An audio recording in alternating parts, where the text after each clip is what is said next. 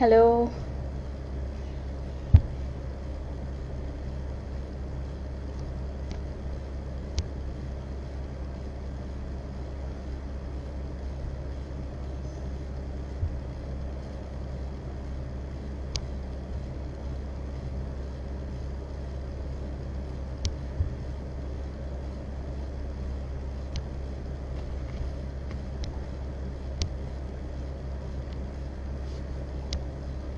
Hi everybody who's joining in. We're just going to wait for our guest to join.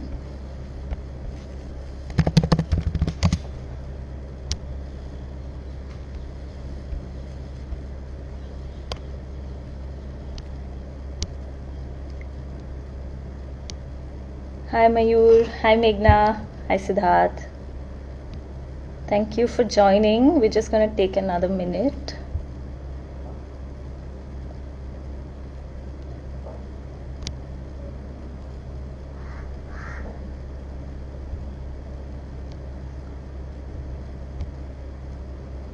Hi. For everybody who's just joining in, I'm Devika. I'm the lead instructor and coach at Marketing Launchpad, where we work and mentor students or entrepreneurs on how to market their businesses. I'm very excited for today's session because it's a topic I think that a lot of people are going to be interested in, and we're going to be talking about freelancing. If you have any questions, please feel free to participate, ask our guest, and I'm just waiting for Shweta to join in.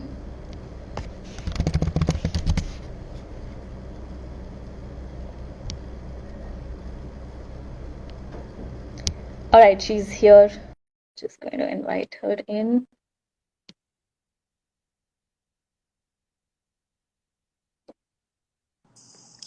Hi.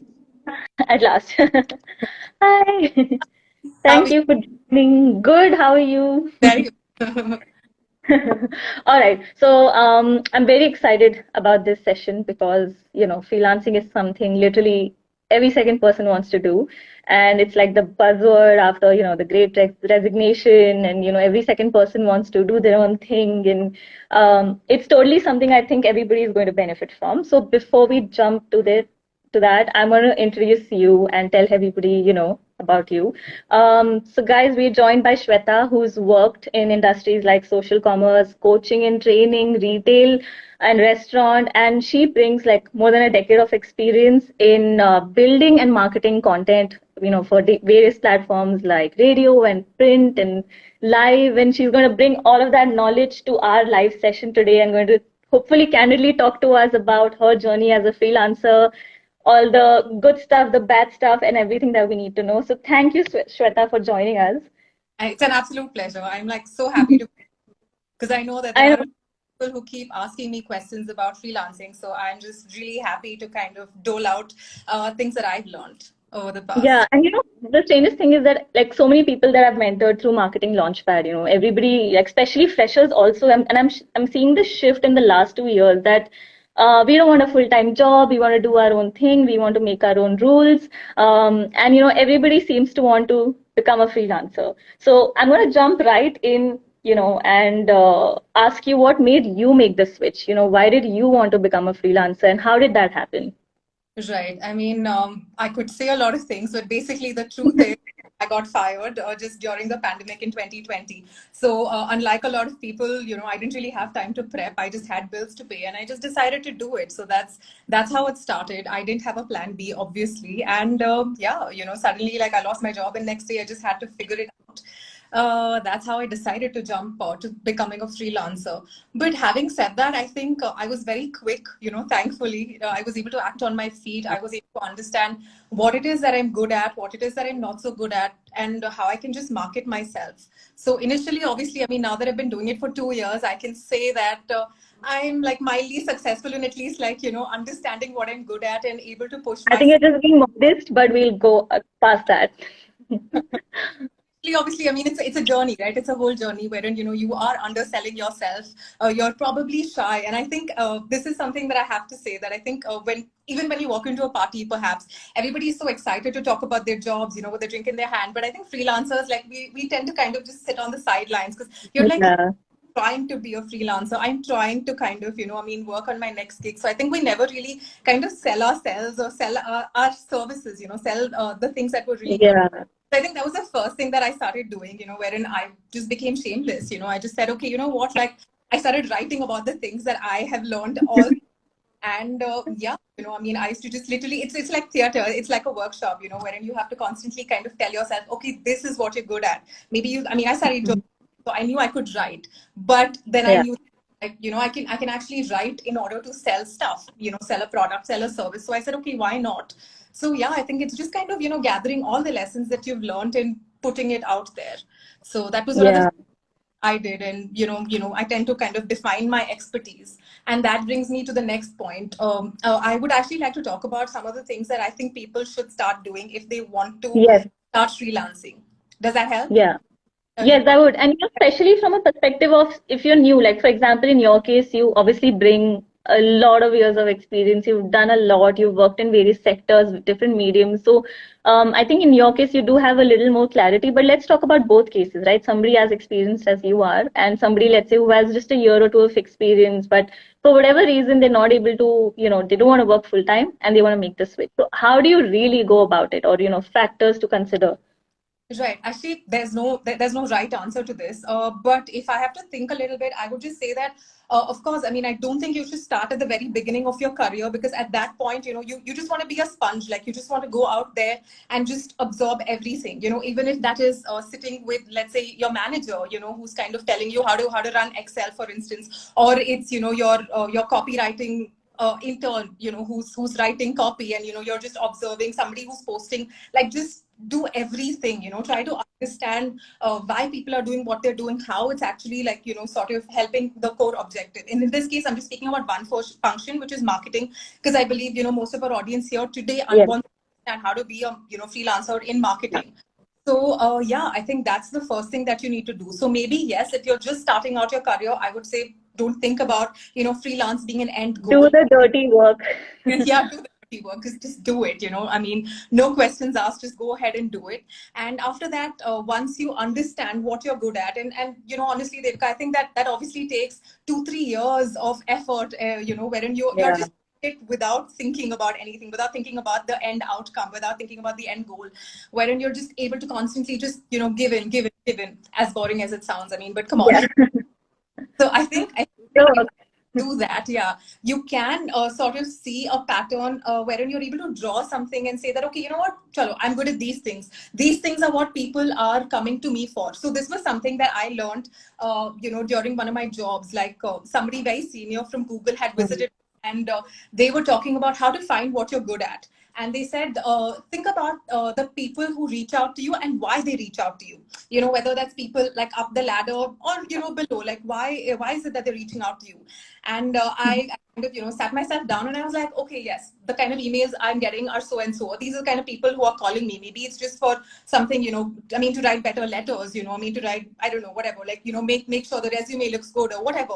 It was something as basic as that, but I started seeing a pattern into to why people were reaching out to me. And I said, okay, I think I'm fairly okay at these things. Maybe these could be services, for instance, like, people used to reach out to me to write like their SOPs when they were applying, for further education. And I was like, okay, it's something that I do enjoy. And so, in the beginning of my career, or I think somewhere even, in the middle of it, like, I was able to see what it is that I also enjoy, because I think that's also really important, especially, when you're deciding to make a switch.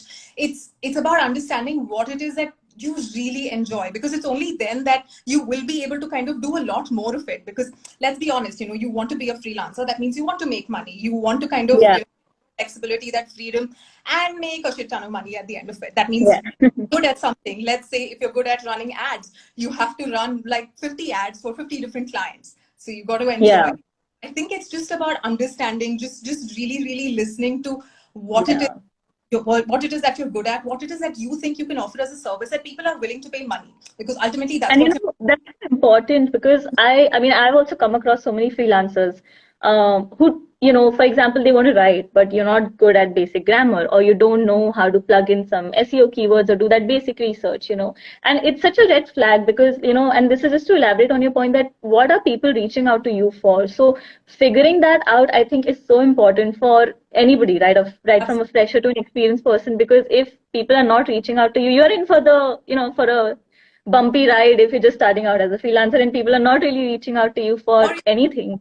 dancing as an experiment and go back to that cushy job because it's easy. Yeah, Yeah. yeah, for sure. So great. So at least like now we figured out how people can start. I want to get to this question. What are the perks or, the upsides of freelancing? And we'll come to the negative bits later, but, what do you think are like the top three, top two things that freelancing, have brought to you? I think it's, I mean, the first thing is obviously the freedom and the flexibility that I speak about so much because, I think, I mean, Mondays don't terrify me anymore. Otherwise, literally every Sunday, I would just, kind of just be so annoyed, just try to get ready for that Monday and the week ahead and the things I have to do and the emails that I have to get to and the calls and the colleagues. And I mean, the list will just go on. And Yeah. understands what it is that I'm trying to say. So I think the first thing that I was like, okay, now this is like my time. Like this is something that I can decide if I feel like having a cup of coffee at 10 o'clock, I can totally do it because, I have that freedom, I have that flexibility. And Yeah. that just brings about, a different level of peace, I guess. So that's one. Then other than that is obviously the potential to make money. Like for instance, when you're salaried, you have a fixed salary that you make, no matter the effort that you put. Like I could work And 20. fixed appraisals. I'm sorry. And fixed appraisals, right? I mean, there's only so much you can grow on a year-on-year basis. Correct. Yeah. So there's Yeah. that, which is the good part. And I mean, the third thing is I think that you kind of start losing inhibitions. Like you're able to push yourself a lot more. Like I can say this now, now that I've made that transition that I think when I was working, you're kind of hiding behind your laptop. You're kind of saying, Asha, Yeah. don't feel like giving 100%, or you know what, I'm just good at, let's say, content writing and I'm just going to stick to that, or I'm just good at design and that's it, I'm not going to do anything more. But I think as a freelancer, you kind of don't really have anything to lean back on. Like it's all you, so you have to Mm. kind of be able to do everything. And I'm not just saying functioning as an agency, of course not, not Yeah. that on, and that's something that we talk about separately. But I think it's more about just pushing yourself in the right direction, saying that okay, like these are things that I'm going to stick to, and this is just it. So I think, I mean, these are the pros according to me. Now talking about the not so pros. Now, Yes.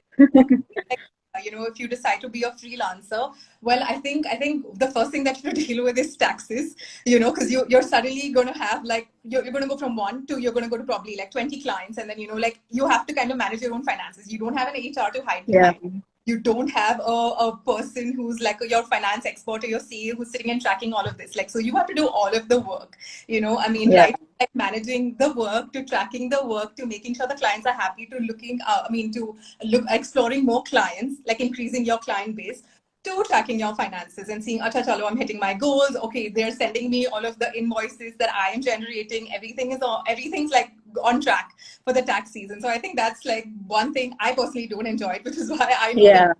tells me that, acha, I want to be a freelancer. I'll say that, okay, like make sure that, I mean, this is exactly like running a business. So make sure you understand Yeah. why.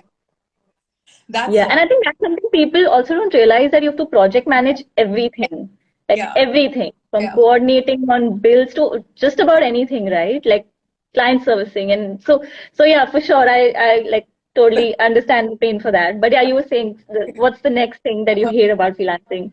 Again, the next thing is also like, I mean, it's a pro that I think is also a con, that you can't slack, like, I mean, I know I used to do this, and I know a lot of people like who are working at a full-time job, can slack because they don't feel like it. I think, but as a freelancer, you have to always like be on top of your game. In fact, you have to be like 5 steps ahead. You cannot just Yeah. say, if I'm going to give it like 60% today, and my boss is not going to notice, or my boss is not around, because you're your own boss, So I think that is something that you have to kind of make sure that, I mean, you're not able to slack. Like, I think also the other thing, I mean, I have nothing against jobs, so but I'm still going to compare a job versus being a freelancer, is that I think when you're in a job, you're just doing one thing that you're good at, but Yeah. when you're a freelancer, you're constantly upskilling, you're constantly like unlearning, relearning things, you're constantly like understanding, okay, like if I'm a marketer, for instance, what are the top trends that I need to know, and you're like learning everything that there is on the internet. Yeah. You're looking at courses, you're talking to people, so you're a lot more active in your own game, which I think like is, or you have to be, I mean, it's a con that way, it's a pro that okay, hey, Yeah. able to do it, and whoa, more power to you, It's but challenging but interesting. It's challenging but interesting, yeah, yeah, Like especially when Instagram is rolling out features every day or every hour or every minute, and you have to keep up with things like that.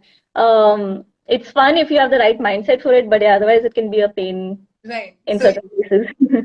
sometimes, I mean, especially when you're just starting to freelance, you want to be a people pleaser, you want to just please every client, and you want to kind of, I mean, convert your potential clients, so you're trying to kind of go, you're going to be there, you're going to be there for them, whether that involves a physical meeting, whether that involves a Zoom call, whatever.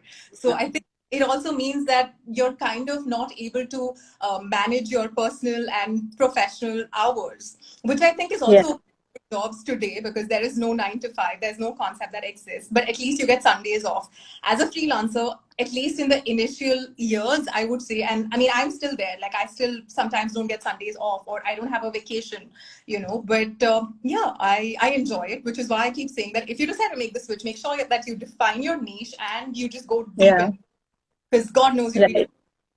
doing. True that. Okay, on that note, I'm just going to read out one of the questions we've got. How should I charge on an hourly or a project basis? Do you have any advice on that? Like, how can people price their services? Mm, Actually, hourly or project, I would say you can do either. It just depends. Like, for instance, I'll speak from my experience, and I'll also kind of collaborate a few other experiences of freelancers that I know. Yeah, It depends on the project that you're working on, and it depends on where you are. For instance, when I started, I said I will do anything and everything. I was trying to be an agency, saying, so you know what, all the functions, I'm ready to do it, and my charges, I know I've spoken to you offline about it, like my charges would go anywhere from like 2,000 rupees to whatever, so you can imagine, yeah, like, ready to do anything and everything. So that's where I started. So I mean, I would do projects, I would do per hour, per day basis. I had a timesheet, so the client could see, Asha chalo, these are the number of hours I'm putting yeah, in for an idea, because as a marketer, sometimes you have to kind of think of creative ideas, and let's say it comes to me in a minute, but what are you going to do if it comes to me in a week? So I think like I yeah, had to document all of that, and then over time you will realize the kind of clients that you want, what you're comfortable with. Like some of the freelancers I know, they really like working on a per day or a per hour basis, but it's something yeah, that I know over time has not worked for me, because I get more stressed, more anxious, because that means I have to kind of constantly, follow up, kind of understand what it is that I yeah. have to do from here on. So I work on a project basis, and like I work on a retainership basis as well. So that's something that works for me. So there is no right answer, guys. Like if you decide to do this, well, see what works for you and do that. Okay. And we have another question. Do I need to create a website for myself I'm guessing, to promote themselves as a freelancer? Do you think that's like a good to have or a must have? I wouldn't say it's a must have, to be honest, because it also depends where you decide to get clients, right? Like some people want to go all out on social media. Some people focus a lot on building their personal brand and then taking it forward from there. I mean, clearly, I feel like the effort that you're putting in order to build your personal brand, why don't you go out there and network? Network online, network offline, just write to people you've worked with. Don't be shy, be shameless, ask for referrals, and then take it forward. So Yeah, is it mandatory to build a website? Of course not. Today, there are obviously free tools wherein you can very easily, maybe in just 30 seconds, 1 minute, launch a website. And if you think that makes you look better, it's all about like schematics, right? I yeah, walk into a networking event and just say, you can check me out on my website, or here's my card. And, sometimes it makes an impression, but I don't believe in all of that fanfare. Like it's something that I haven't done because I'm just plain lazy about things. I'd rather just, spend my time Because working. it adds proof of voice, though. Like just something, does it add proof of voice though? Like let's say if, you're talking, like you said, I'm at an event and maybe I'm talking to somebody and, does it add, like, do you think it adds some sort of validation or not really? People don't care about that stuff anymore. Like if you don't have a website, they're fine with, you know, with Yeah, that. I haven't come across anybody who's told me that, oh, I mean, like your work would be more credible, like if I had a website or if I had something to actually see. Like somehow that I think people are also smart, I mean, if let's say Yeah. you're owner, if let's say, you're just looking for to work with a freelancer, I think people are able to kind of understand within just say even like spending 30 seconds, you're able to kind of, I mean, gauge a Yeah. person like are you able to kind of I mean like match your synergies, are you able to kind of work together on a particular thing, does this even require a second meeting or so? So I guess it's not required, but yes, is it a feel good factor? Hell yeah, it is a feel good factor to have a website and just walk into a networking event, but it's not mandatory at all. Like don't put the pressure of I mean having a great website, building SEO for it and running an ad and having your video all over YouTube, not required. Yeah. You have the That's time not probably. and you're enthusiastic about it. Well, awesome, but I'm not, so I know that it's not something that I did. Okay, so I hope that helps. There's something that I want to talk about. I've spoken to you, I've spoken to a lot of other freelancers, who worked with clients internationally and in India. Right. Everybody has different experiences, and people talk about, the pros and cons of both from a relationship perspective, but also, like, let's say from a financial, accounting, taxing, how to bill, how to, get the money and all of that perspective. But I just want to ask you, like, what is it like being a freelancer in India? Do you feel like, I mean, right from, let's say, is there a stigma that, okay, you're a freelancer, you don't have a job, are people around you like, okay, do you get income regularly, to, let's just say that uncertainty or just any challenges or just good things? What is it just being a freelancer in India? What's So it I like? no, obviously, Devika, I think that is changing today. As we speak, as more number of people are fortunately or unfortunately quitting their jobs and deciding to freelance. I think the whole mindset is definitely changing. Probably like 2 3 years ago, it was really hard because people just thought that you couldn't survive in a corporate environment, and that's why you just decided to be rebellious. Like I remember my family obviously was very shocked by the fact that I just decided to walk down this unconventional path, and they were like, Right. but it's not going to be steady. Like, how are you going to manage your bills? How are you going to grow? Like, what if 5 years later you decide to join back? So I think on one side there's this noise that you will see, but I also believe that times are changing, and people do understand. Like I know that I've said this before, I mean in my other talks with people, saying that if you want to hire somebody full time with experience, at this point it comes at a much higher cost than hiring a Yeah. freelancer. So why don't you think about that? So I've always kind of turn tables like that in India.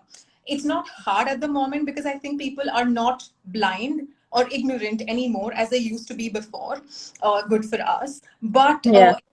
I mean, draw comparisons between the landscape for freelancers here versus outside of India. I mean, I've been fortunate. I've worked for a few, international projects, and it's been amazing. Like it's downright great because people respect your sense of time. If I say that, hey, Bob, I'm going to be able to give you 6 hours a week, and that's what I commit to, they understand that 6 hours means 6 hours and not 6 hours, 1 minute, 5 minutes, 7 hours. Kar lete hain. That's not happening. So I think Huh. people don't And this really. is the India. I think this is such an Indian thing. Like 6 hours means 8 9 to chalega na. Adjust kar le. It's Yeah, fine. yeah, and so I mean that's one, and then the other thing is obviously they think that, chalo, we're paying you, so we own you, which is the case with even employment, right? So I think that's the thing here. Whereas outside of, Right. I mean, in other markets, obviously, I think people are a lot more considerate. People value you, I mean, they're very clear about why they have brought you on board for. They're like, okay, you're an expert at XYZ, and you've got to come here and just do this. It's not like, Yeah. चलो, आपके पास बहुत time है, आप ये भी कर लो, ये भी कर लो, ये कर सकते हो, ये किया है, ये भी कर लो. So I'm just like, okay, no, this is not working. But, A lot of micromanagement. yeah, absolutely. But it's like, that's the Yeah. thing. Just starting out, especially, you want to kind of say, okay, like, yeah, I need that referral, like, Yeah. need this. So, I mean, this is my only like big time retainer, so I have to impress them. So I think you have to navigate through those bits. Yeah. Right.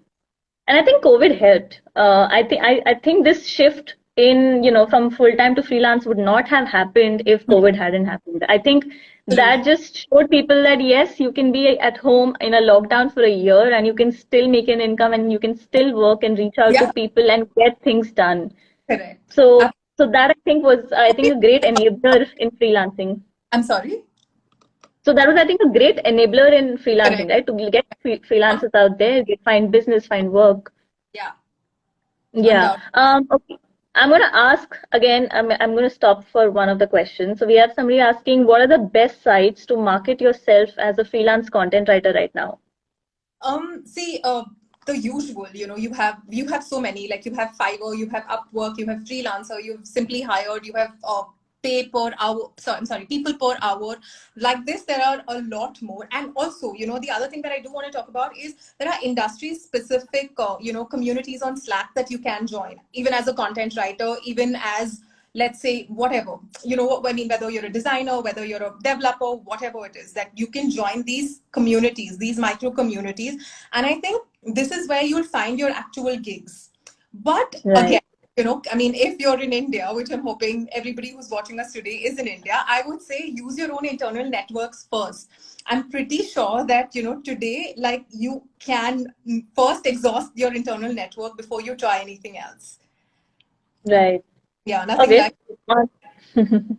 Right. So, on that note, I'm just going to jump right in, since we talked about platforms, and I don't know if you use any. But how can people start their journey in freelancing? Like, what are the three things? Like, should they be looking at forums? Should they be reaching at, like you said, at their own, to their own network?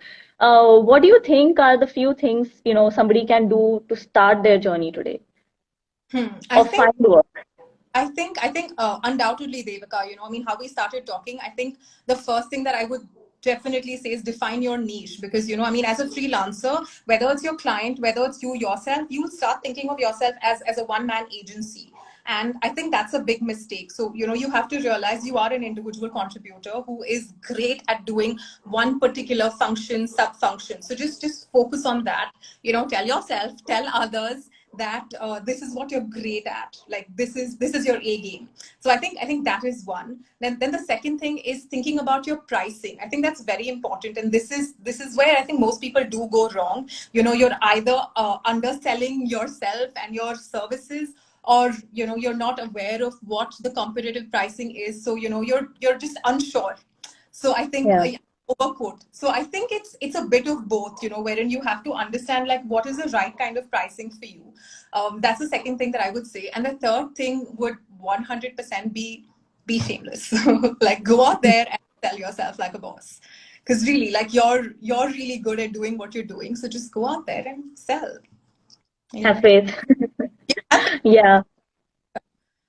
And so I mean, okay, so you're recommending all these platforms, and this is how they can go about it. But how do you really crack clients? Like, I know a lot of people say, we're reaching out and we're part of these Facebook groups and LinkedIn groups and all of these Fivers and Upworks of the world. But so are a million other people, Correct. and there is competition. And I mean, even if I get like a conversation in through a potential client, how do I convert? So how do you really or what advice would you give to people who have to crack those deals, like, or, make sure they're able to convert? Because I think that is something a lot of people struggle with. Like, maybe there is somebody good, or like they're not selling themselves, or, being shameless, like you said, they should be. Uh, so that said, or if they have to do that, like, how do you really make that conversion or cracking of clients and wins happen? I think it's the first initial set. Like, for me, like, I had a number in mind and I said, okay, you know what, like, my first 5 clients, like, I'm going to make sure that I get it, like, by hook or crook. And obviously, I mean, I'm not going to sit here and say that the moment I started, I mean, I started negotiating, I started putting myself out there. Everything was a grand success. People just loved my pitch and my story. So of course that did not happen. I did have a lot of, like, failures or rejections in between, or people, when I would, like, write cold emails to them, they would not reply to me. That obviously did happen. But I think you have to kind of keep at it, because I mean, this is what I did. I can just speak from my experience. I'm no Yeah. expert, but what I did was the fact that every time somebody said that, okay, you know what, this is not going to work for me, or this pricing is not going to work for me, or I was looking for you to do this and this and this, I kept saying, okay, okay, fine, these are the reasons, this is not working out. Okay, maybe I need to work better on my pricing strategy, for instance, or on my services, or on how I'm positioning myself. So these were some of the key lessons that I had, and I kind of worked on that, and there's no other way to do this. So Okay. On that note, I'm going to take another question. So we have one that says, so when should someone leave their full-time job and start freelancing? Like, how do you know you're ready? Or I'm going to add to this question. Can you possibly prepare yourself to, make that switch? Because obviously, like you said, you don't decide to become a freelancer and then you have, a line of clients waiting outside your door. So yeah. when do you make that decision that, okay, you know what, I am moving from full-time work to freelancing? I think, and I'm sorry to say, to sound so repetitive about it, but I think when you've been able to figure out what your niche is, what are you Yeah. an expert at, and what is it that people are willing to come to you and pay for, as a service. I think when you're able to, figure out these three things, you can quit your job. As simple as that. Yeah. All right. I think let me check for some questions. Okay, good Oh, yeah. question. Hi, Nadine. She's been sharing a lot of questions. So, I'm gonna ask one. Do how can people also market themselves online? Do you think this is kind of an overlap to the website question, I feel, but do you think they need to showcase their work on social media or be out there constantly talking about, what, I'm doing this is my project, this is my work. A lot of times, you're not even able to talk about your work if you have an NDA in place or something like that. So again, in terms of being shameless and self promoting yourself, if website's not such a must have, should people use social media, or how can they really network if they don't already have one in place? So social media and networking, how do people do that? Okay.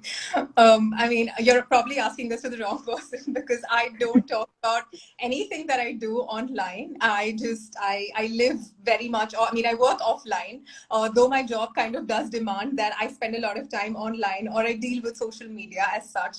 But I would say that, I mean, do whatever you're comfortable with. Like if you're somebody like who loves to share your journey, I mean, as a freelancer saying, oh, I was able to crack this client, or I'm having so much fun, working on this, or these are my challenges, whatever. Like, I mean, just Yeah. keep, like, do what works for you. Obviously, I mean, I know that if you go online and you see, okay, like what are the ways to crack your freelance project, like Google and several writers online will just tell you that you have to build your own brand and blah blah blah. But I don't think that's entirely true. I think if you don't want to do that, don't do it.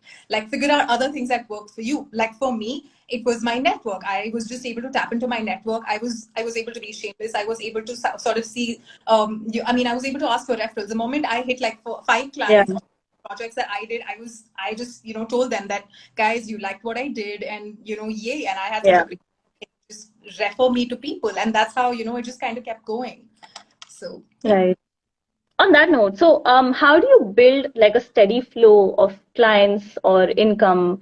Obviously that is something that like a lot of people fear, that's why people don't make the switch, that you don't know, will you get a paycheck or you get a client right now and, you're fine for 2 months.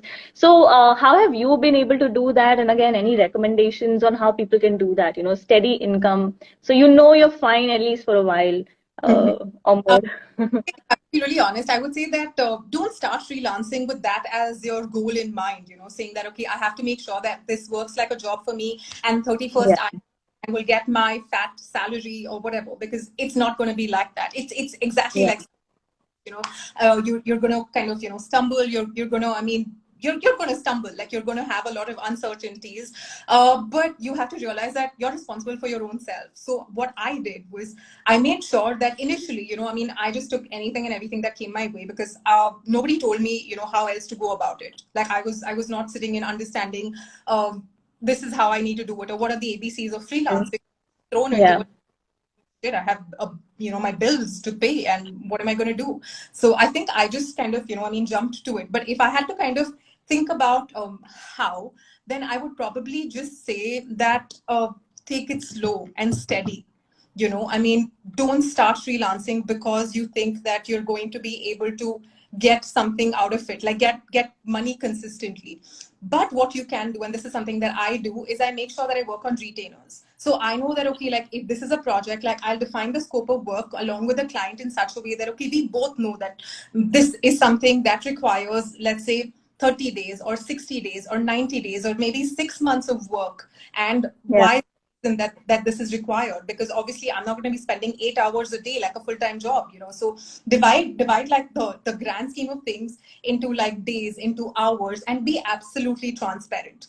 But obviously, do I only do projects? Do I not do things in between? I do. I mean, and the in betweens that I do, like I'm not doing it for the money. I'm doing it because, let's say, that's a client I like, or let's say that's an opportunity that I've never, I've never had before, and this is something that I'm sort of able to learn something from, and I'm getting paid for it. So yeah, I think it's a combination Yeah.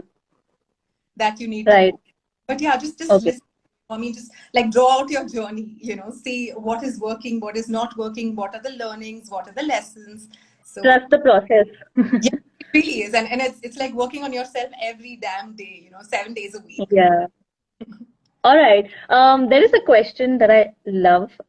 So I'm gonna ask. I'm gonna read it out. So often freelancing is associated with a certain age, in the sense that people plan it for the latter part of their lives. What do you think about that? Ageism in freelancing. That's an Interesting. interesting one.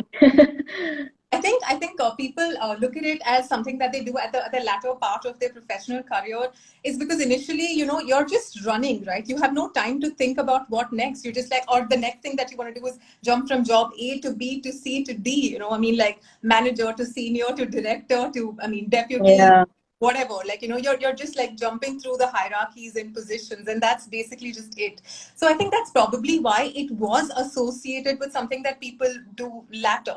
But fortunately, unfortunately, COVID happened. And in a post pandemic world, if you see, everywhere, whether it's in India, whether it's outside of India, you have so many Yeah. people, their full-time jobs, in order to either pursue freelance or pursue remote jobs. Like otherwise, before 2020, like nobody really talked about or even thought of like remote jobs. I knew Yeah. I thought, because I read a lot about it, and I was like, okay, this is exactly what I want to do. Like, I want to work for XYZ company sitting on a beach in Thailand. Like, it was my goal, and it's sort of manifested in a different way. So, yeah. True. And yeah, I think that this, just to add to your point, I think a lot of this comes from fear, right? You keep waiting to be, I don't think I'm qualified enough to freelance or recommend or consult or be in that position. So I would also just add that I think a lot of confidence and, like Shweta said, shamelessness is needed for you to just go out there and promote what you know, and, really just sell your services. Yeah. Um, I'm going to ask you one last question, in the interest of time. Okay. What skills do you think people need? Like, of course, like, you've talked about, and yeah, how you need a niche, to start your services and all of that. But what skills do you think, people should focus on before they start their freelancing, careers, or even if they're already in it, like you need these 2 or 3 skills, whether it could be networking or, I don't know, presenting themselves. So what are those skills, that you think you must have? Mm, I think, if I'm talking about skills, then I think definitely sort of knowing your story, like, like what you've gone through and how that defines you. And I think, like, so obviously being really sure of who you are, what it is that you want. So again, like focus on you, then clarifying clients' expectations. I think that's really, really important. And here again, I'm going to say that you have to be shameless about it. Like you have to clarify and re-clarify, and make sure that both of you are on the same page, because a lot of the times things go really wrong. And you don't enjoy the experience of being a freelancer because of this, because, you've just had like a couple of bad clients because of whatever reason. And you think, okay, you know what, Yeah. freelancing is. So that's the second thing. And the third thing is obviously, I think, not having money alone as the expectation or as the end goal. Like, do not have that, because I think when Right. that's then, you're only focused on money. You're not focusing on what it is that you're providing as a service. So I think keep the fact that this is what I'm going to provide to my clients as a service, like as a focal point, and how you're going to grow by doing that. I think if you're able to do that, then you're sorted. All right. I don't think we have any questions. Okay, we have one last one. I think it's a similar one, but we'll just take it. So Khushbu's asking, in which areas can one start freelancing? What are the top skills in demand? Do I just stick to marketing? Like, is that okay? Because I I mean, think if that would be, yeah, I think for our audience, that would be more relevant. okay, if you're just talking about marketing, I think one of the, I mean, top three skills, if I would just have to kind of say, obviously, content writing. Like, people are really, really looking for writers all the time, whether that's writing Yeah, for, or whether that's writing for, a brand, a pitch deck, whatever. People are always just looking for writers. So writing is one. Then design. Design is also really, really in demand because, I mean, I think the reason that these two are probably like, high in terms of demand is because it's hard to find the right kind of talent, right? I mean, I know that I have to build a team. Let's say if I'm a business owner, but it's so hard to find the right kind of talent. And it's easier, to find freelancers who are probably there, who are able to kind of bring their creative juices on to this particular project, in order to solve this particular yeah, need. But these two would be like my top. And beyond that, maybe UI, UX. But I know that's not exactly marketing, because if you talk about yeah, digital, like, I mean, that sort, people want full timers. So I know that that's not in demand. People are okay giving, let's say, I mean, allowing like XYZ person or a freelancer to run an ad, but that's just for a particular campaign. Like beyond that, nothing. So these two, I would actually say, like I'm personally observing that a lot of people are able to sort of, look for freelancers yeah, here. Really, I yeah. mean, relatively up high, right? So yeah. Right. I said that was the last question, but I have one more. Okay, One sure. thing you would want clients to do, when they're working with freelancers, and especially in India, like, just I think we should, give something out to clients on how to deal with freelancers or what you need to bear in mind, and how to work with them. If there's any advice for clients on working with freelancers or reaching out to them, just Right. anything really.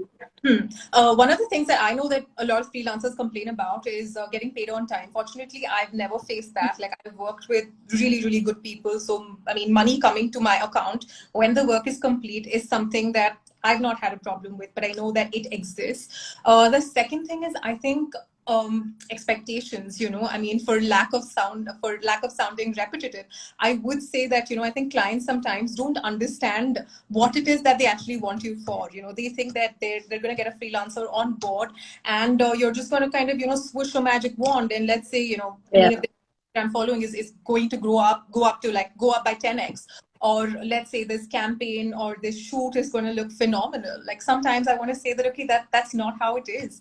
I mean, I can come in, and in about 60 days or 90 days, there's only so much I can do. I mean, the rest, like your team has to do it, and they have to take it forward. yeah, So I think understanding that and setting expectations is important for a client. And somewhere, I mean, it's our job also as freelancers when we're trying to build that rapport, that relationship with them. But I think that a lot of the times they do not get it.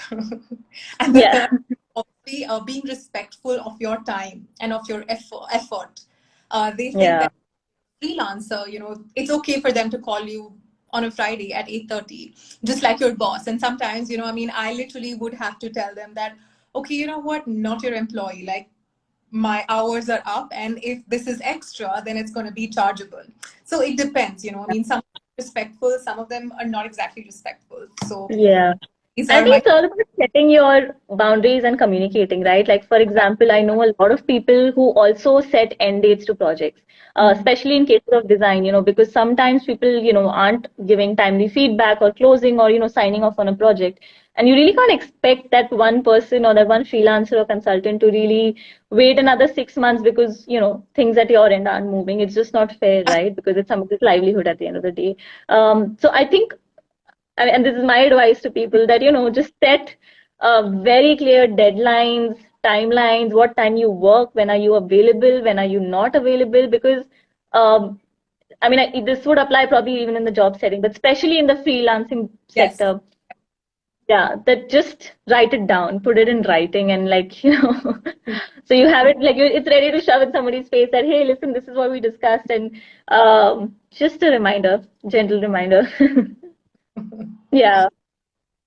All right. I think we have no more questions. So on that note, thank you so much, Shweta. I think these 45 minutes have been awesome, and I think it'll help a lot of people, who are, sitting on that wall, should I jump on the freelancing side or should I not? Like, I think they're going to take the plunge at last. Jump, So thank you so much. jump. Yeah, just jump, just go for it. All right. So thank you so much, and I thank everybody who's joined and shared their questions for joining us on this session. And watch out for the next one. We're going to have another interesting session in the next 2 weeks. So follow us on marketinglaunchpad.co. Yeah. Thank you so much for that conversation, Shweta. Thank you. Bye. All right. See you again, everybody. Bye.